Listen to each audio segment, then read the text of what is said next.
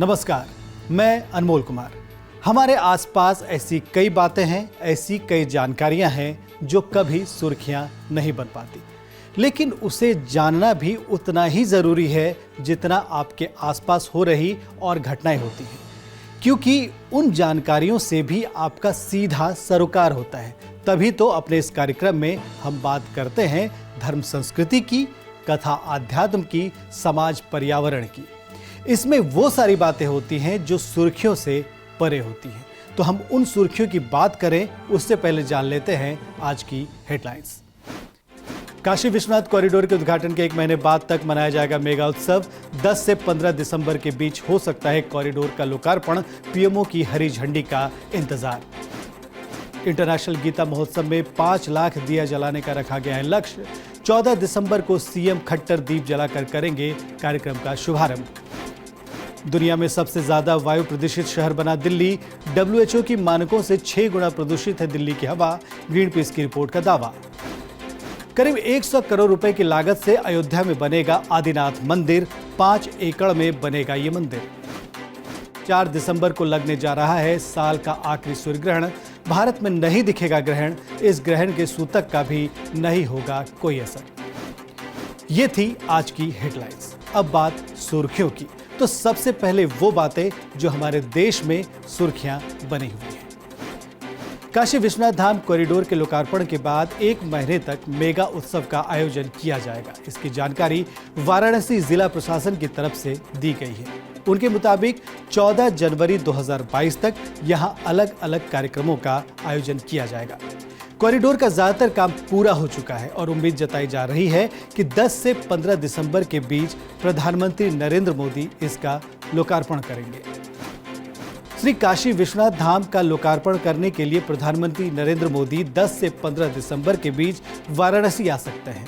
प्रधानमंत्री मोदी के कार्यक्रम के मद्देनजर जल्द ही प्रधानमंत्री कार्यालय अंतिम फैसला लेकर वाराणसी जिला प्रशासन को अवगत कराएगा।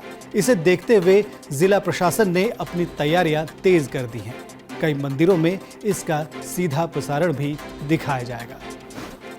श्री काशी विश्वनाथ मंदिर प्रशासन ने जानकारी दी है कि धाम का काम 85% से ज्यादा पूरा हो चुका है और 30 नवंबर तक फिनिशिंग संबंधी बचे हुए सारे काम हर हाल में पूरे हो जाएंगे। काशी विश्वनाथ कॉरिडोर के लोकार्पण से पहले सुरक्षा उपकरण और गैजेट्स की खरीद और उनके इंस्टॉलेशन की प्रक्रिया को भी अंतिम रूप दे दिया जाएगा। केंद्र सरकार के वार्षिक स्वच्छता सर्वेक्षण में सबसे स्वच्छ गंगा शहर की श्रेणी में उत्तर प्रदेश के वाराणसी को पहला स्थान मिला है। इस घोषणा के बाद वाराणसी के लोगों में खुशी की लहर दौड़ गई है। वाराणसी प्रधानमंत्री नरेंद्र मोदी का संसदीय क्षेत्र भी है और नमामि गंगे के तहत लगातार यहां गंगा की सफाई का अभियान चलाया जा रहा है। अंतर्राष्ट्रीय गीता महोत्सव में दीपोत्सव के मौके पर 5 लाख दिए जलाने का लक्ष्य रखा गया है। ये दिए पवित्र ब्रह्म सरोवर, सन्निहित सरोवर और ज्योतिषर तीर्थ पर लगाए जाएंगे। मुख्यमंत्री मनोहर लाल खट्टर खुद दीप जलाकर दीपोत्सव कार्यक्रम का आगाज करने वाले हैं। 14 दिसंबर को दीपोत्सव कार्यक्रम मनाया जाएगा। 4 दिसंबर को साल का आखिरी सूर्य ग्रहण लगने जा रहा है। चंद्र ग्रहण की तरह यह भी एक खगोलीय घटना है। सूर्य ग्रहण 4 दिसंबर की सुबह 10:59 पर शुरू होकर दोपहर 3:07 पर खत्म हो जाएगा। ये ग्रहण भारत में नहीं दिखेगा बल्कि अंटार्कटिका, दक्षिण अफ्रीका, ऑस्ट्रेलिया और दक्षिण अमेरिका में दिखाई देगा। भारत में इसका सूतक भी मान्य नहीं होगा। अयोध्या में करीब 5 एकड़ में आदिनाथ का मंदिर बनाया जाएगा, जिसकी लागत तकरीबन 100 करोड़ रुपए आ सकती है। इस मंदिर को हस्तिनापुर के जम्मू द्वीप की तर्ज पर बनाया जाएगा। तो ये थी हमारे देश की सुर्खियां। अब सुर्खियां विदेशों से। बागेश्वर धाम सरकार के पावन सानिध्य में उत्तर प्रदेश के छतारी में आयोजित श्री राम कथा का विशेष प्रसारण 30 नवंबर से 8 दिसंबर तक संस्कार यूके पर किया जाएगा, जिसे यूरोप के स्काई चैनल नंबर 725 पर दिखाया जाएगा।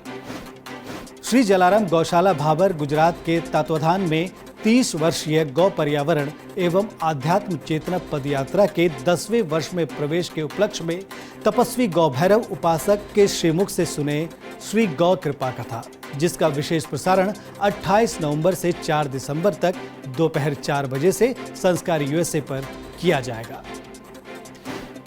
विदेशों की सुर्खियों के बाद अब बात कर लेते हैं पर्यावरण से जुड़ी सुर्खियों की। दिल्ली के मुख्यमंत्री अरविंद केजरीवाल ने यमुना की गंदगी को लेकर चिंता जाहिर की है। यमुना की सफाई के लिए उन्होंने अपनी सरकार का 6 एक्शन पॉइंट भी बताया है।